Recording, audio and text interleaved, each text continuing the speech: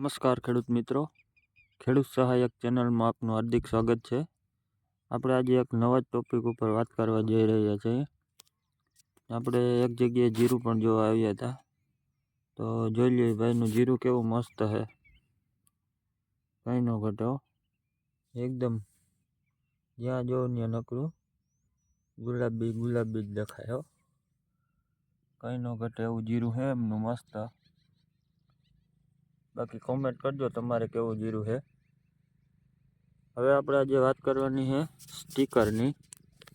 તો આ છે ટાટા કંપનીનું રેલવેટ 75, સ્ટીકરનું નામ છે રેલવેટ 75। એનું આજે આપણે લાઈવ ડેમો જોવાના છીએ। આની પહેલાં પણ આપણે એક વિડીયો સ્ટીકરનો બનાવ્યો હતો, જે કંઈક વિન્સરનું ચીપક નામથી સ્ટીકર હતું। આ આપણે ટાટાનું રેલવેટ 75 છે, એનું આપણે આજે લાઈવ ડેમો જોશું। આપણે પાણીના બૂંદ પાંદડા ઉપર પહેલાં મૂકી દઈએ, પછી આપણે એમાં લાઈવ જોઈએ કે હકીકતમાં સ્ટીકર કેવું કામ કરે છે। આપણે પાંદડા ઉપર પાણી મૂકી દીધું, પછી એક સરી લઈ ને આ રેલવેટ 75 જેમાં આપણે બોલ, પછી હવે આપણે સરીને આમાં અડાડશું, શું તો ફેર પડે છે જોઈએ। જો સરીને અડાડવાથી ટીપું એકદમ પસરી જાય છે, જો તમે પણ લાઈવમાં જોઈ શકો। જો અહીંયા પાણીનું ટીપું છે, જોજો હમણાં, જો એકદમ ભાગ્યું,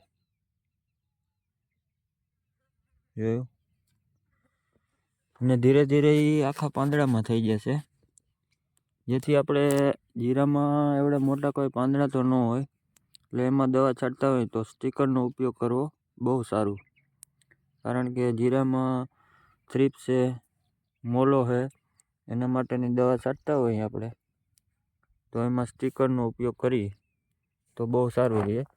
અને આ ટાટા કંપનીનું રેલવેટ 75, જેમાં જે બહુ સ્ટીકર સારું છે, જેનો ઉપયોગ કરી શકો।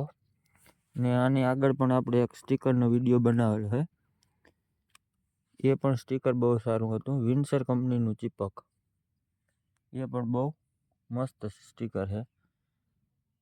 અને આ આપણે લાઈવમાં તમે રિઝલ્ટ જોઈ લીધું। તો તમને સ્ટીકર વિશેનો વિડીયો કેવો લાગ્યો અને તમે કયું સ્ટીકર વાપરો છો એ કોમેન્ટ કરજો। બાકી અમારા વિડીયોને લાઈક, શેર ને સબસ્ક્રાઈબ કરજો, જેમ બને વિડીયોને આગળ શેર કરજો, જેથી બીજા ખેડૂતને માહિતી મળે। Thank you.